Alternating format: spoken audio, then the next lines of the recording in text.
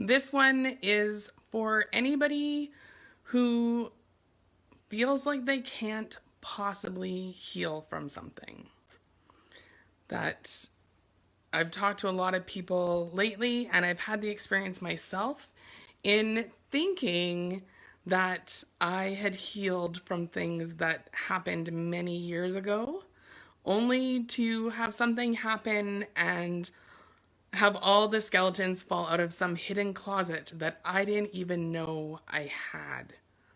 And I want to tell you, it is never too late to heal the things that seem unhealable.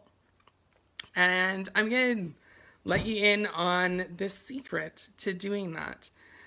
So I want to share with you, for anybody who knows me really well or has been following me for a while, you know that my father is an active heroin addict and was extremely abusive when I was a child. So really, as a young teenager, my father was my tormentor. Between physical, mental, and emotional abuse, I figured that the farther I could get away from him, the farther I could run, the faster I could run, the safer I would be. And he had a talent for tracking me down and tormented me to the point where I would have reoccurring nightmares.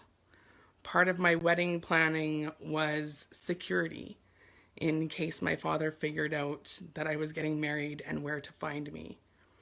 I resorted to an unlisted number and literally hiding from him for more than 20 years. And I thought I had dealt with it. I thought I was done until the day I wasn't.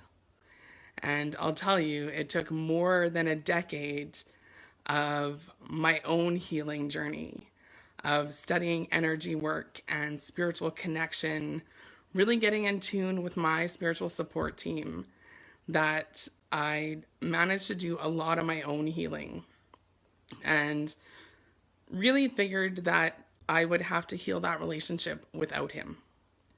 And I feel like I did that. I was good. And then Spirit decided that maybe we should reconnect, which I did a video on this summer. So in case you missed it, I did end up finding my father in all of 15 minutes, even though I had not spoken to him in more than 20 years, and was really conscious of the energy that I brought to that conversation. Really aware of my place of unconditional love and support for anyone who needs it. That resulted in an actually really awesome conversation with my father. And I didn't quite know where that was going to go.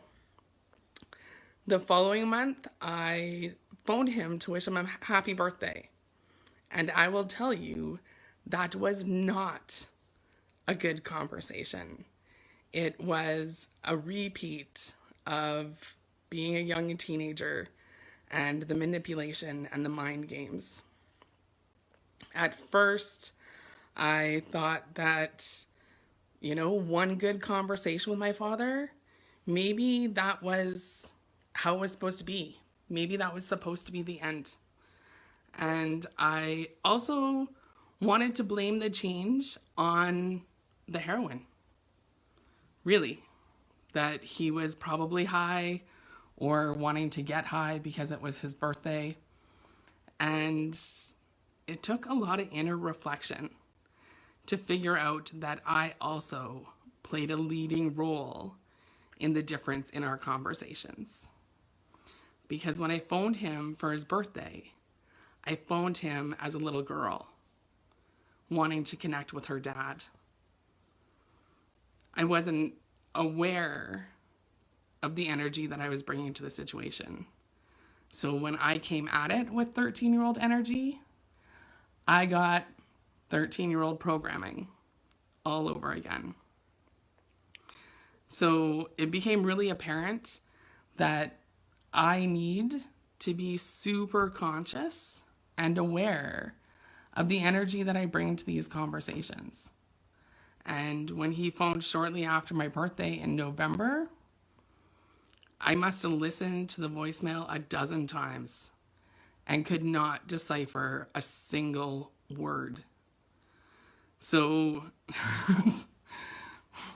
it's really requires concentration and effort to understand him in the first place, because after 40 years of heroin addiction, he doesn't have any teeth left. So if you add in substances, it becomes just about impossible. And I decided not to return that call.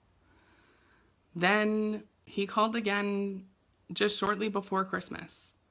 And what I could pick up from that message was, give me a call when you can.